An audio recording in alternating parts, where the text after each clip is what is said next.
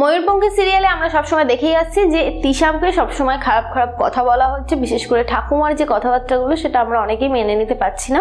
এবং সত্যি কথা বলতে গেলে এই ধরনের কথাবার্তা এখনকার যুগে দাঁড়িয়ে আমরা অনেকেই ঠিক মন থেকে মেনে নিতে পারি না যে এই ধরনের কথাবার্তা কেন হবে, কাউকে এতটা অপমান কেন করা হবে, তিশাম এতটাই বা কেন শান্তশিষ্ট। তো এই সমস্ত কিছু নিয়ে আমরা নিজেদের মধ্যে গসিপ চালিয়ে যাচ্ছি এবং তাও একটু সময় করে ময়ূরপঙ্খী সিরিয়ালটা দেখছি, যদি কিছু ভালো মুহূর্ত আসে আর যদি কিছু ভালো জিনিস আমরা দেখতে পাই। তো যাই হোক, এবার একটা জিনিস ঘটতে চলেছে, সেটা হচ্ছে সৌরদীপের দিদির শ্বশুর বাড়িতে একটা অনুষ্ঠান হচ্ছে। সেই অনুষ্ঠানটা হচ্ছে অ্যাকচুয়ালি বলতে পারো সৌরদীপের বিয়েকে কেন্দ্র করে, যে বিয়েটা যেহেতু হচ্ছে সেই জন্য হতে পারে সেটা পুজো, হতে পারে সেটা নানান কিছু, তো আমি সঠিক এই মুহূর্তে জানি না। তো যাই হোক, সেই অনুষ্ঠানে সৌরদীপের বাড়ির প্রত্যেকের যাওয়ার কথা, কিন্তু হঠাৎ করেই ঠাকুমা অসুস্থ হয়ে যায়, তার অত্যন্ত জ্বর এসে যায়, আর অসম্ভব পরিমাণে জ্বর আসে এবং বাড়ির সবাই মনে করে যে কারোর একজন থেকে গেলে ভালো হয়, কিন্তু ঠাকুমা বলে যে না, কারোর এখানে থাকার দরকার নেই, আমি বেশ ভালোই আছি। আর পুরোনো দিনের মানুষটা ঠিক যেরকম হয়, যে মনে করে যে আমি এখনো অবধি সবকিছু সামলে নিতে পারবো, কিন্তু তারা ভুলে যায় যে আমাদের বয়স হয়েছে, আমরা সবকিছু এখন অবধি সামলে নিতে পারবো না।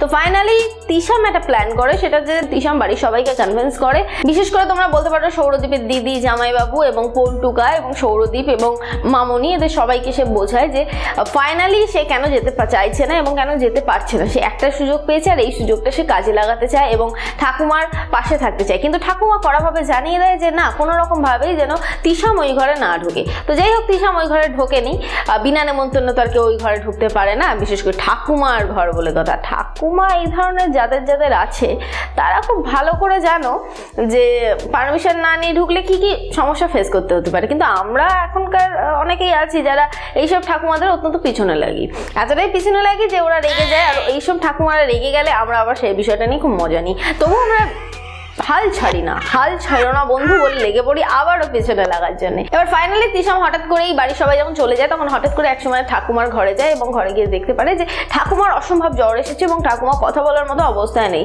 তো তিশামের চেষ্টাতেই ঠাকুমা একটু সুস্থ হয় এবং বাড়ির সবাই যখন ফিরে আসে সেটা দেখে, কিন্তু এর মধ্যে একটা ব্যাপার আছে, সেটা হচ্ছে যে এর মধ্যে একটা গল্প ভাবা হয়েছে যে হয়তো এরকমটা হতেও পারে যে তিশাম ভালো করে তুলবে ঠাকুমাকে এবং ঠাকুমা যখন সুস্থ হয়ে উঠবে তখন আস্তে আস্তে ঠাকুমা মেনে নেবে তিশামকে, তার কারণ হচ্ছে প্রাণ বাঁচিয়েছে বলে কথা।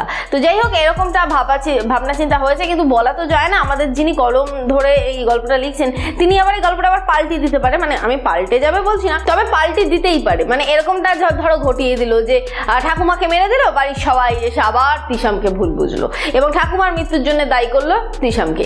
এরকম ঘটনা করতেই পারে, কোনো গ্যারান্টি নেই। তবে আমার এখানে মনে হয় যে যেহেতু আমি খবরটা পেয়েছি গোপন সূত্রে, সেহেতু এখানে তিশাম হয়তো ঠাকুমাকে ভালো করবে, ঠাকুমা হয়তো পুরো বিষয়টা আস্তে আস্তে মেনে নেবে। তো যাই হোক বন্ধুরা, তাই জন্য তোমাদেরকে বলছি যে তিশাম আদৌ ঠাকুমার প্রাণ বাঁচাতে পারবে কিনা সেটা তোমরা অবশ্যই করে দেখো সিরিয়াল ময়ূরপঙ্খীতে, স্টার জলসা এসডিতে ঠিক বিকেল 5:30টার সময়। আর যেটা বলবো সেটা হচ্ছে, আমার এই ভিডিওটা যদি তোমাদের ভালো লেগে থাকে তাহলে অবশ্যই করে লাইক করো, যদি কিছু বলতে চাও তাহলে কমেন্ট করো, পারলে শেয়ার করে সবাইকে জানতে সাহায্য করো। আর যেটা করবে সেটা হচ্ছে ময়ূরপঙ্খী সিরিয়ালের সমস্ত খবর সবার প্রথমে পেতে অবশ্যই করে সাবস্ক্রাইব করো চিরকুট ইনফিনিটি চ্যানেলকে, তার পাশে থাকা বেল বাটন অবশ্যই করে ক্লিক করো আমার ভিডিও সবার ফার্স্টে পাওয়ার জন্য।